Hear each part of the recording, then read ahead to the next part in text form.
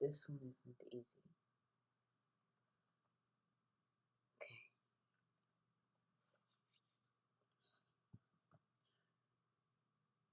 Have you ever heard a poet crying? It sounds like nails screeching across the chalkboard of her writings.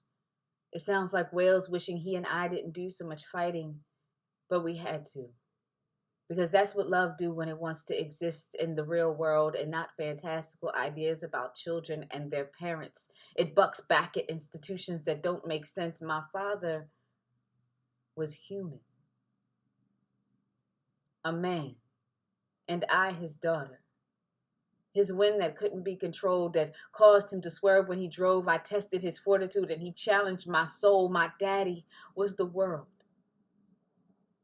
a Pangea of pain and trauma, and all he wanted to do was be back with his two brothers and his mama in the kingdom. My dad, the king, was all that he could be and a fraction of what he imagined. The slayer of demons and also the dragon. My daddy was bigger than this poem.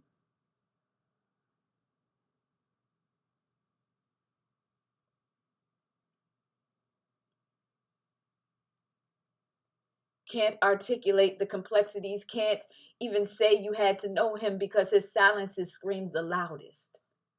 His face told you when he was the proudest. His sarcasm hid his cowardice. And what man wouldn't be scared to death of the death his family had been shrouded in?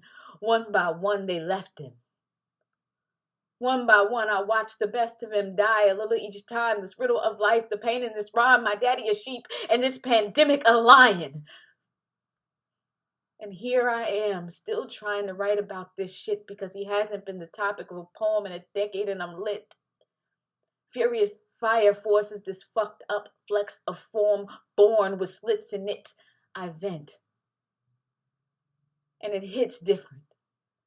Cause I'm sober as a bitch and dog tired all at the same time.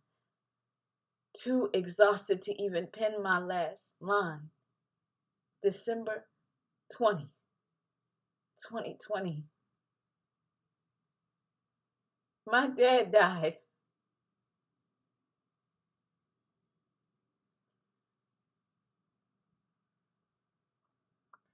I am not fine.